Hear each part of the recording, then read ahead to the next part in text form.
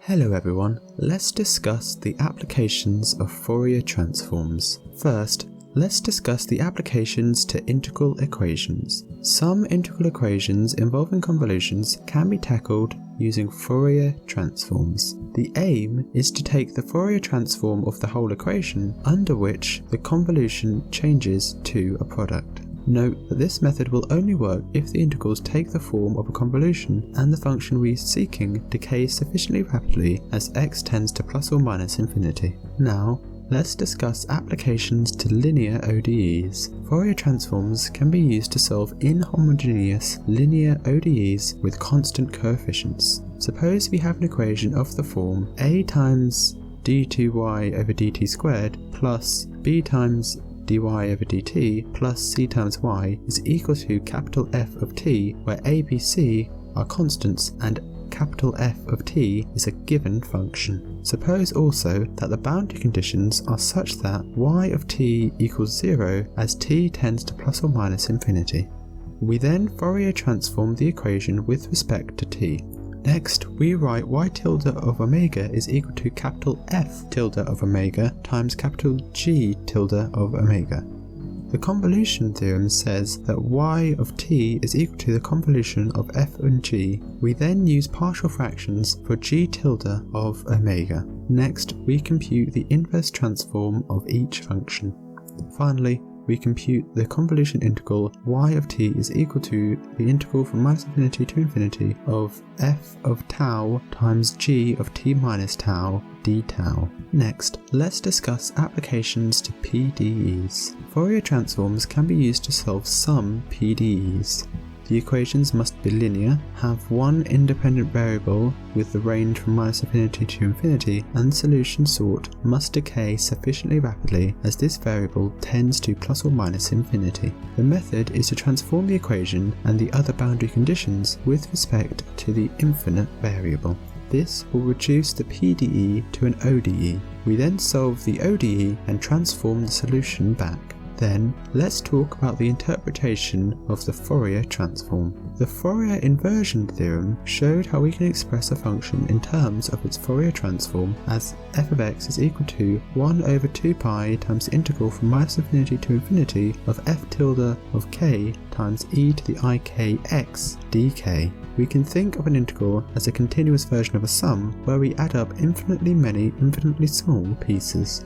In the integral, for each value of k, we have an oscillatory function e to the ikx with angular frequency k, and thus period 2 pi over k, which is then multiplied by an amplitude f tilde of k. The integral for f of x can thus be thought of as the sum over all values of k of the oscillatory function with frequency k times a k-dependent amplitude. The Fourier transform f tilde of k is this amplitude, so represents the size of the frequency k oscillations within the function f of x. This is very similar to the Fourier series. There, we represent a periodic function by a discrete sum over oscillatory functions, sine of nx and cos of nx, with different frequencies n multiplied by an n-dependent amplitude an and bn.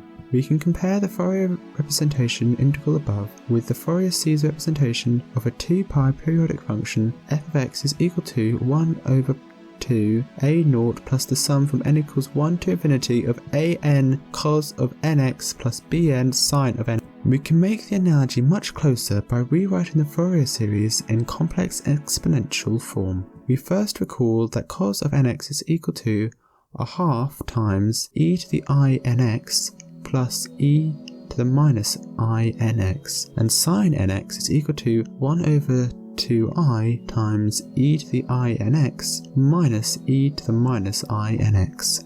Then we define c sub n is equal to a half an minus I bn if n is greater than 0, cn is equal to a half a naught if n is equal to 0, or cn is equal to a half a of minus n plus I times b of minus n if n is less than 0. And it can be shown that f of x is equal to the sum from n equals minus infinity to infinity of c sub n e to the I nx. Now we can compare this result with f of x is equal to 1 over 2 pi times the integral from minus infinity to infinity of f tilde of k times e to the ikx dk. Informally, we have that n becomes k, the sum becomes an integral, and Cn becomes f tilde of k divided by 2 pi. Rather than summing over a discrete set of wave numbers indexed by n with complex amplitudes c sub n, the Fourier transform representation involves a continuous set of wave numbers k. The sum becomes an integral and the discrete amplitude c sub n becomes a function f tilde of k. The forward Fourier transform also has an analogy to the way in which the coefficients are computed for a Fourier series. We can compare c sub n is equal to 1 over 2 pi times integral from minus pi to pi of f of x e to the minus nx dx, and f tilde of k is equal to the integral from minus infinity to infinity of f of x e to the minus kix dx. And as ever, thank you for watching.